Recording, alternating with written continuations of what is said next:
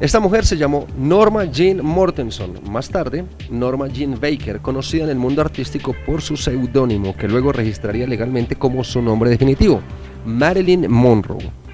Fue una de las actrices estadounidenses de cine más populares del siglo XX, considerada como un ícono del pop y un símbolo sexual.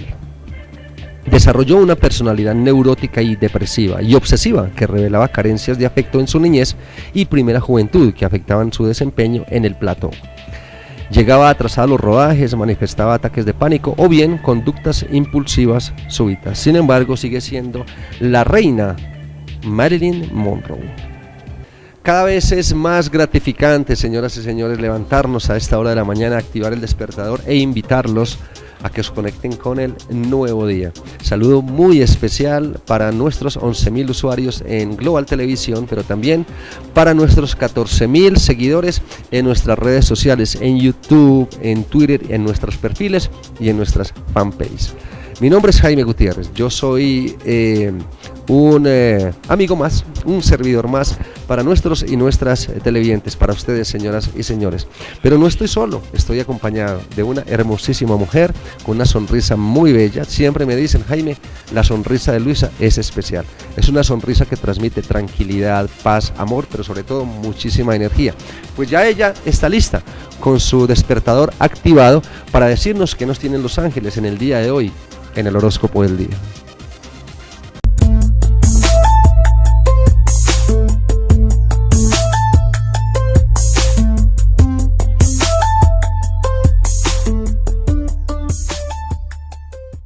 Un buen día para todos ustedes. Hoy miércoles vamos con el horóscopo. ¿Cómo están expectados los signos zodiacales el día de hoy? Vamos con los arianos. Una situación que pensaba ya no iba más, pues revuelve a tu vida. Es un tiempo de renovación, de segundas oportunidades y te recomendamos el color anaranjado. Para los de Tauro, hoy se van a ordenar muchos asuntos en tu vida. Hay orden cósmico en tu universo y te recomendamos el color blanco. Para los geminianos hay probabilidad de ascensos y reconocimientos y les recomendamos el color amarillo.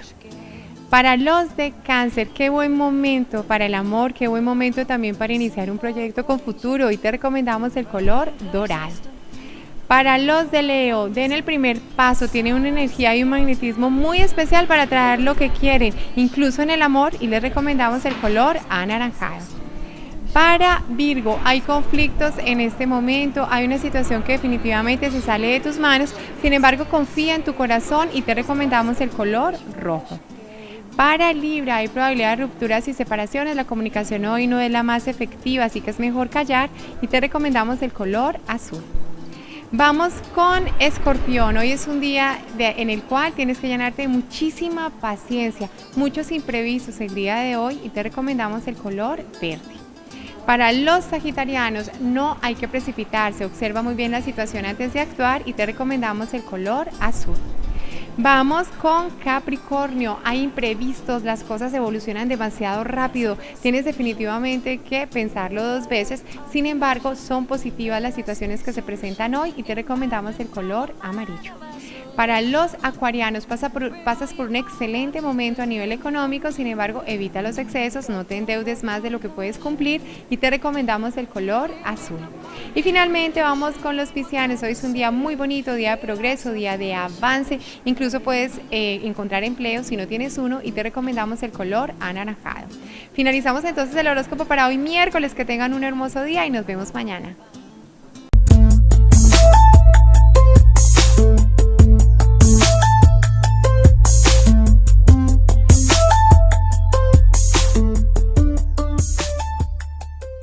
Les voy a proponer un tema que vamos a desarrollar, o que voy a desarrollar, hoy, mañana y pasado mañana.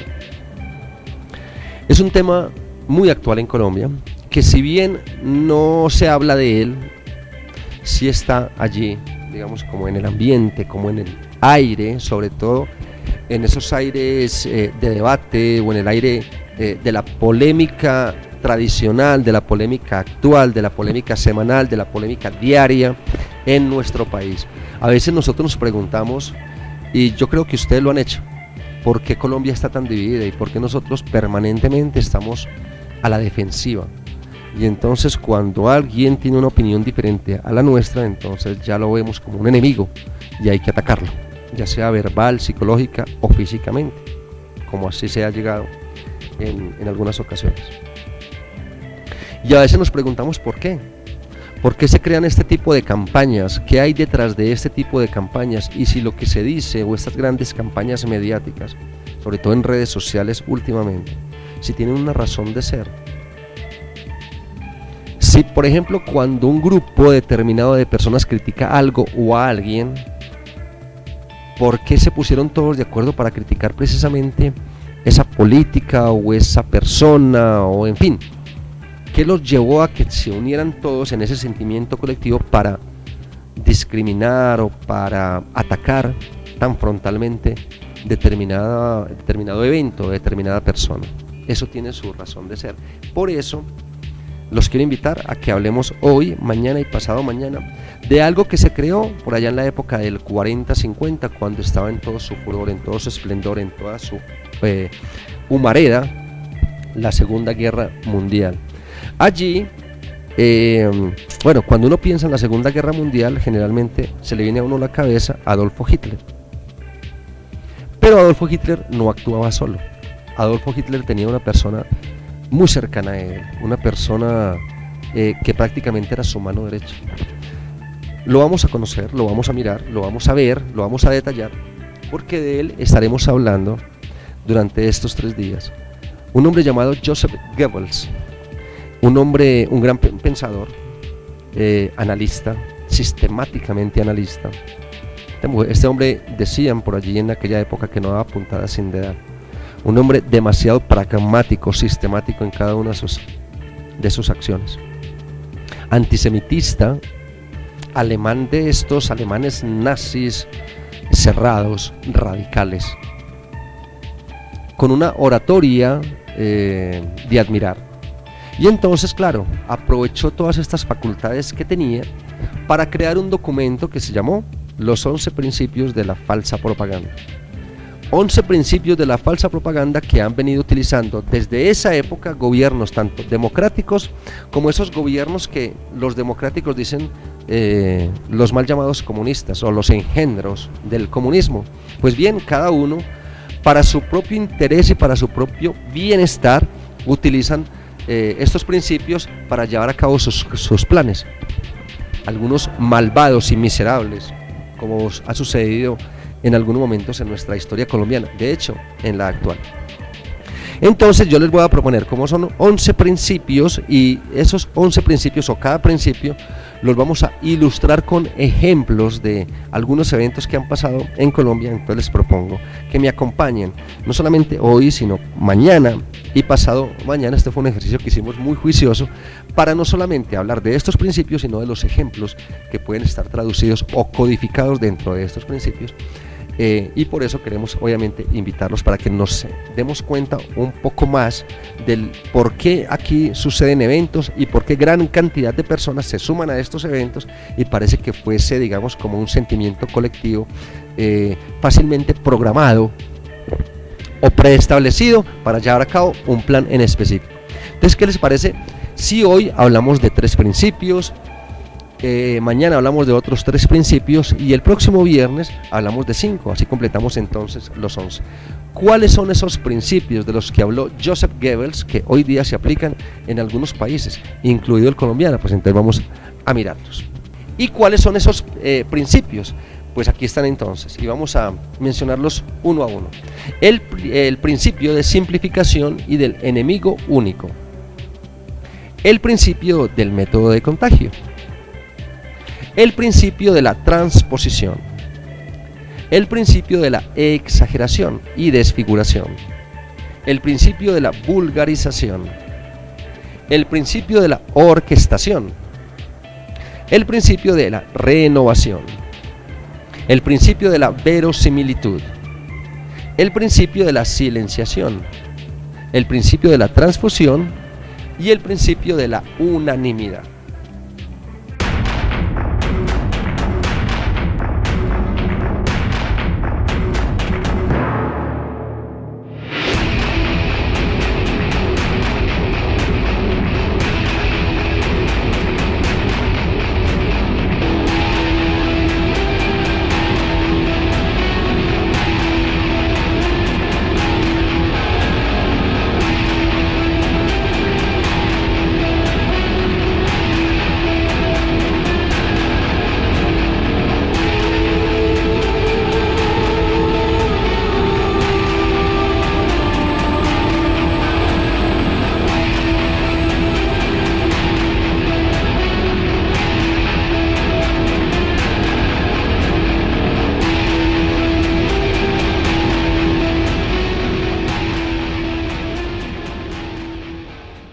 Estos son entonces los 11 principios. Entonces, como les decía anteriormente, hoy vamos a mencionar 3 o vamos a hablar de 3, mañana de 3 y el próximo viernes hablaremos de los restantes 5.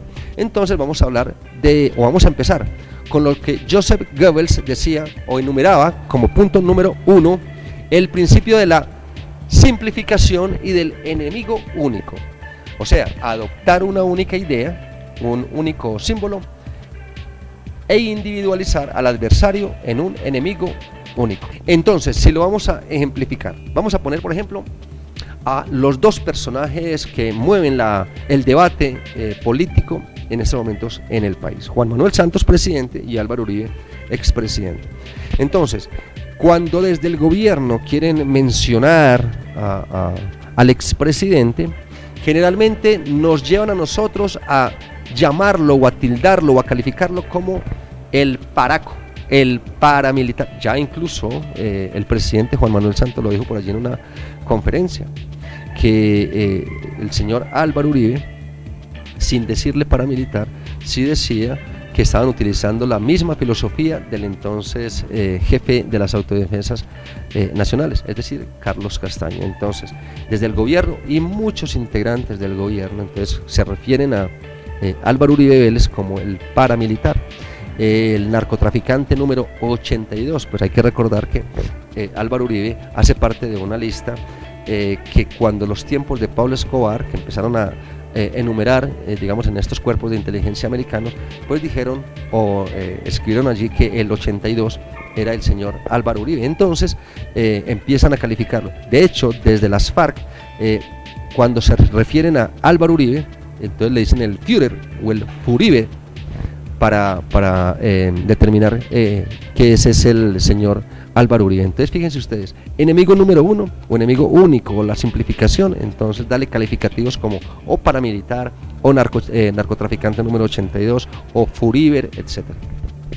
Y cuando se van a referir, por ejemplo, a Juan Manuel Santos, entonces se le dice farsantos, ya ustedes lo han visto, digamos, en algunas publicaciones, o como el traidor, como aquella persona que traicionó los ideales de su anterior jefe presidencial, que era el señor Álvaro Uribe cuando él era el ministro de Defensa, el mentiroso, en fin, varios calificativos. Entonces, la simplificación y enumerar el significado de un enemigo único. Álvaro Uribe con Juan Manuel Santos. Vamos para el punto número 2. Y el principio número 2 es el principio del método de contagio. O sea, reunir diversos adversarios en una sola categoría o individuo. Dice Goebbels que los adversarios han de construirse en suma individualizada. Entonces, claro, cuando Joseph Goebbels dice que los adversarios han de construirse de una manera individualizada, entonces vamos a tener en cuenta a los mismos dos personajes, a Álvaro Uribe y a Juan Manuel Santos. Como sabemos, digamos, hay muchos adversarios por parte de la oposición. Es decir, el Centro Democrático miraría a los adversarios como aquellos que hacen parte del gobierno nacional. Entonces, si vamos a mencionar algunos casos en los que los adversarios, digamos que de acuerdo a sus políticas han actuado bien o mal, aquí no queremos decir que algunas cosas sean ciertas, algunas cosas sean falsas, solamente ustedes juzgan. Aquí estamos dando a entender es cómo se lleva la línea de esa falsa propaganda, o cómo hacer utilización de esa falsa propaganda para restarle credibilidad a su opositor.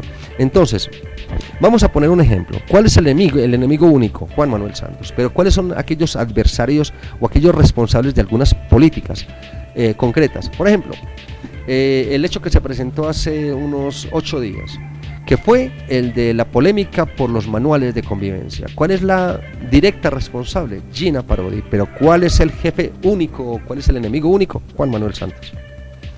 Vamos a hablar de otro tema, los niños de La Guajira, la muerte de los niños en La Guajira. ¿Cuál es la directa responsable de esa política? Pues Cristina Plazas, la gerente o la jefe mayor pluma blanca en el Instituto Colombiano de Bienestar Familiar. Pero eso no importa, lo que importa es la política de Santos, es decir, el enemigo único y esa individualización de ese opositor es Juan Manuel Santos. Ese es el objetivo. Vamos, por ejemplo, a Álvaro Uribe Vélez. Se presentaron dos hechos durante su periodo presidencial, se presentaron dos hechos de los muchos que marcaron muchísimo la agenda nacional. Fueron, por ejemplo, los falsos positivos. Entonces, falsos positivos, directo responsable Mario Montoya, quien en ese entonces fungía como el general del Estado Mayor del Ejército. Él era el director responsable de los falsos positivos, pero ¿quién es el enemigo a atacar? A Álvaro Uribe, porque fue una política de Álvaro Uribe. Entonces el enemigo es Álvaro Uribe, no importa que haya sido el general Montoya, pudo haber sido cualquier otro general, pero fue durante la política de Álvaro Uribe. Total, el enemigo es Álvaro Uribe. Otro caso, las chuzadas del DAS, para mencionar algún otro ejemplo. Las chuzadas del DAS, persecución contra opositores, contra periodistas en Colombia, una política criminal. ¿Cuál fue la directa responsable? María del Pilar Hurtado, como directora del DAS en ese entonces. Pero no importa María del Pilar, el jefe era Álvaro Uribe, y Álvaro Uribe tuvo que haber dado la orden. Entonces el enemigo a atacar es Álvaro Uribe Vélez, independientemente de las políticas, repito, que se hayan llevado a cabo, para bien o para mal, que la oposición siempre verá como mal. Pues independientemente de que hayan tenido unos directos responsables, pues siempre hay una persona que está detrás de todo eso y es el enemigo a atacar. En este caso entonces, Álvaro Uribe Vélez. Vamos para la política número 3, o para el principio de propaganda falsa número 3, según Joseph Goebbels. El principio número 3 es el principio de la transposición. Si no puedes sostener las falsas noticias, inventa otras que las distraigan. Entonces vamos a poner, si no podemos mantener el carretazo de esta noticia falsa, entonces inventamos otra para que la mente colectiva y entonces se distraiga y ya piensen en la otra. Entonces vamos a mencionar algunos ejemplos y me voy a ir, por ejemplo, con los mitos del proceso de paz en La Habana. Entonces por allí dijeron, es que los guerrilleros se van a ganar 1.800.000 pesos. Se desmonta el mito. Entonces, ¿cómo se desmontó el mito? Entonces, el presidente les va a dar impunidad a las FARC. Se desmonta también el mito. Bueno, entonces este va a ser un gobierno castrochavista y el día de mañana entonces vamos a estar igual que Venezuela.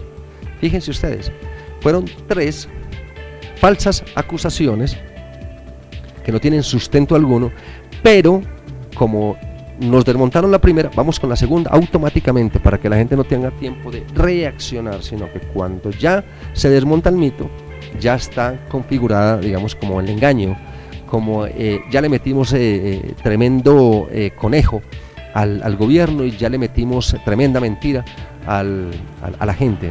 Entonces, como el gobierno lo que está haciendo es desmontando el primer mito, entonces vamos con el segundo y vamos con el tercero y así seguidamente, hasta que lo que hacen es desinformar a la gente y crear un ambiente muy negativo de acuerdo a esa política en el proceso de paz en Colombia. Estos son entonces los 3 primeros principios de la propaganda falsa. Mañana, repito, estaremos con los otros 3 y el viernes con 5 más. Esto es una política, porque si nosotros en algún momento pensamos, bueno, ¿y esto por qué está pasando? ¿Cómo fue construido? ¿O por qué la gente empieza a tener una tendencia? Es porque detrás de bambalinas, detrás del telón, es que se empiezan a gestar todo este tipo de campañas para conducirnos a nosotros como si fuéramos unos inocentes borregos hacia donde quieren ellos que nosotros vayamos. Pero lo que están haciendo es simplemente correspondiendo a unos mensajes, a unos intereses personales, y para eso doña Rosa, usted y yo, si no estamos pendientes, estaremos yendo para donde van las ovejitas, para donde la persona quiere que vaya. Esos son entonces los principios, según Joseph Goebbels, de la propaganda falsa, que le dio tanto éxito, obviamente, a esa política nazi en la época de los 40 y en la época de los 50.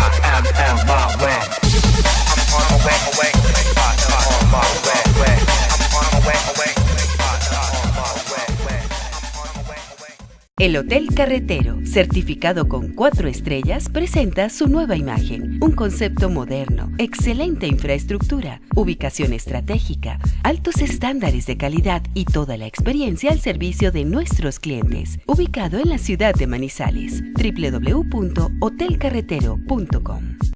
Ya estuvo la semana inmediatamente anterior y repite esta semana. Ya empieza a ser, digamos, como que una cita permanente, la de Joana Granada, nuestra psicóloga, en el Nuevo Día. La semana pasada estuvo hablando del duelo. Esta semana va a hablar de algo que es también muy frecuente en el ser humano, y más ahora, el resentimiento. ¿Por qué nosotros somos resentidos? ¿Por qué generamos resentimiento? ¿O por qué tenemos resentimiento hacia otra persona? Pues aquí está entonces. ¿Por qué se genera el resentimiento? ¿Y qué es lo mejor, la recomendación para enfrentar o para hacer el proceso de aliviarnos y sanarnos respecto al resentimiento? Aquí está nuestra psicóloga, nuestra bonita psicóloga Joana Granada con el resentimiento en Amor de Pareja.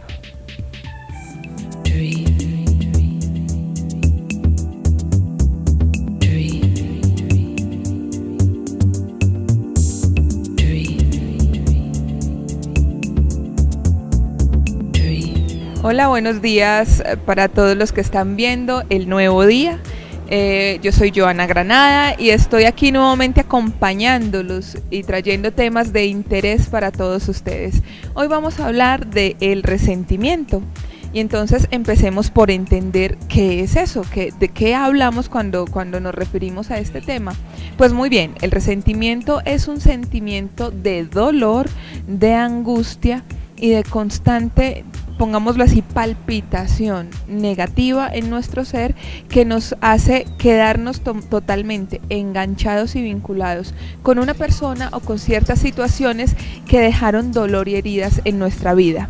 Entonces el resentimiento generalmente se produce por situaciones que se dieron en el pasado, situaciones de cualquier tipo, situaciones que fueron traumáticas, situaciones que de alguna manera generaron mucho daño, generaron mucho dolor y que cuando queremos salirnos de ellas simplemente sentimos que no podemos hacerlo. ¿Cuáles son entonces algunos síntomas del resentimiento? Constantes pensamientos en esa situación, constantes pensamientos en esa persona que de pronto nos hizo daño, nos mantenemos completamente enganchados en el pasado, en lo que fue y no en lo que está sucediendo en el presente. Otro de los síntomas que nos habla del resentimiento es que cuando pensamos en esa situación o en esa circunstancia sentimos mucho dolor, sentimos angustia. En algunos casos el resentimiento puede llegar a ser tan fuerte que empezamos incluso a experimentar sensaciones físicas negativas en nuestro ser, como por ejemplo náuseas cuando pensamos en estas situaciones, dolor de estómago, cólicos, sensaciones de malestar general, dolor de cabeza. O sea, a veces puede ser tan difícil la situación y podemos vincularnos tan fuerte con ellos que se empieza a extrapolar en muchos sucesos o en muchas situaciones de nuestra vida. Y el tema es que estas situaciones empiezan a afectar nuestra calidad cotidiana, nuestra calidad de vida cotidiana, porque empezamos a experimentar una total incapacidad para salirnos, para renunciar a estas situaciones.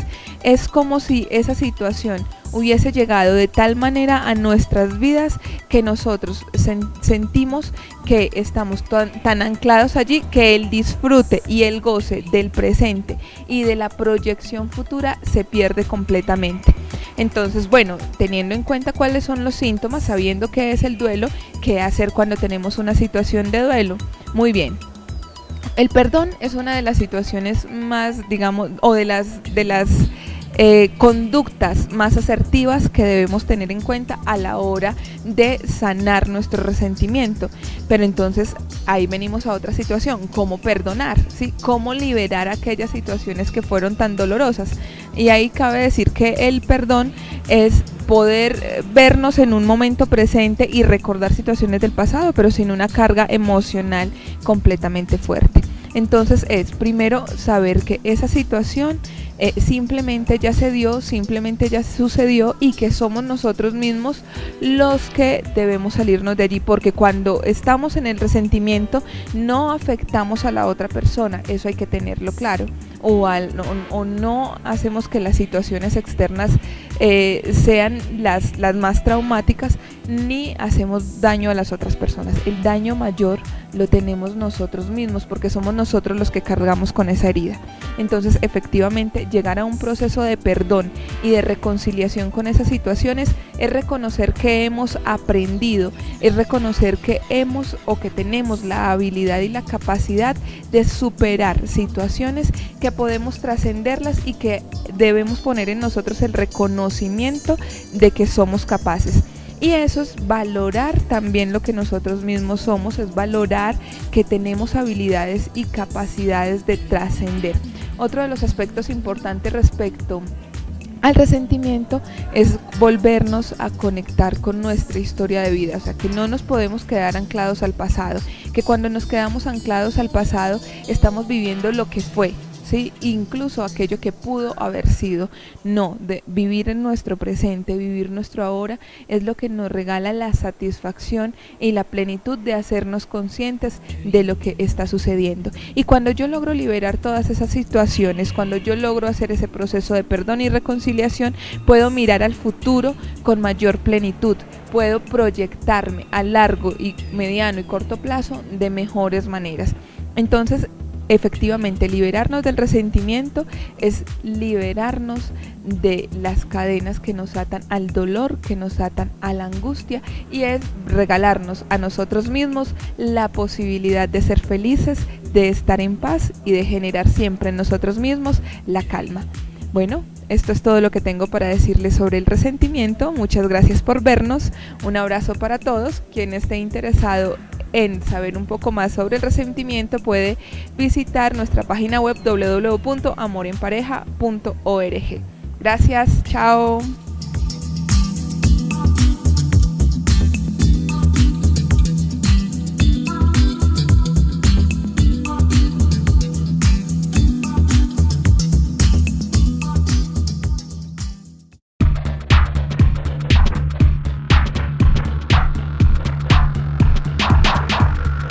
Burhan Wani, comandante del grupo separatista Hizbul Mujahideen, que lucha por la independencia de la región de Cachemira, fue asesinado hace un mes por las Fuerzas Armadas de la India.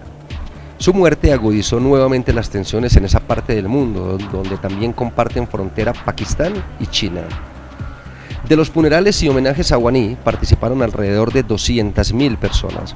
Esto también desencadenó protestas en la zona controlada por la India, con un resultado de 50 víctimas fatales, entre ellas 2 policías y más de 6.000 heridos.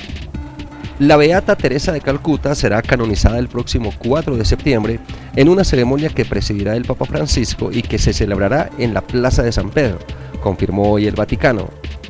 La Santa Sede precisó que el rito de la canonización, decretada por el pontífice el pasado 15 de marzo, formará parte de los actos previstos ese día, además de la celebración de la misa, y que comenzará desde las 10:30 hora local. El escándalo entre Lindsay Lohan y su novio no da tregua. Las redes hacen eco del mal momento que está pasando la pareja y de los supuestos maltratos que recibe la actriz. Recientemente se ha viralizado un video que muestra al millonario ruso agrediéndola en una playa de Mykonos. En el material, filmado por un vehículo que estaba detrás de la camioneta en la que viajaban la mediática estadounidense Yegor Tarabasov, puede verse cómo ambos se bajan rápidamente del coche y empiezan un forcejeo.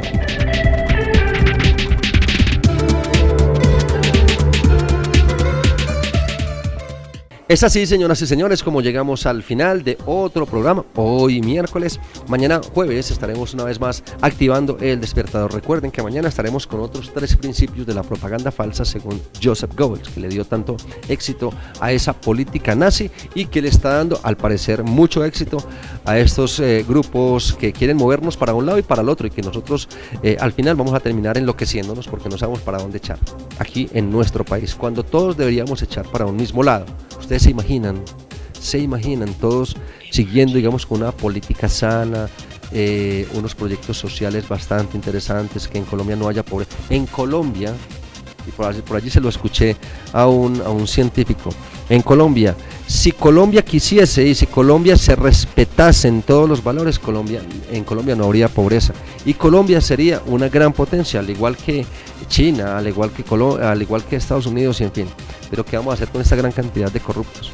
Y son precisamente esos corruptos los que se benefician de estos principios de la propaganda falsa para mantenernos donde nos mantienen, para seguir manipulándonos de esta forma miserable. Señoras y señores, hasta mañana. Mañana volvemos a activar una vez más el despertador. Luisa Fernández Salgado y quien les habla, este gran amigo y servidor, Jaime Gutiérrez. Señoras y señores, recuerden que en Colombia cada vez somos más los buenos y ojalá en Colombia cada vez sean menos los malos. Dios los y las bendiga.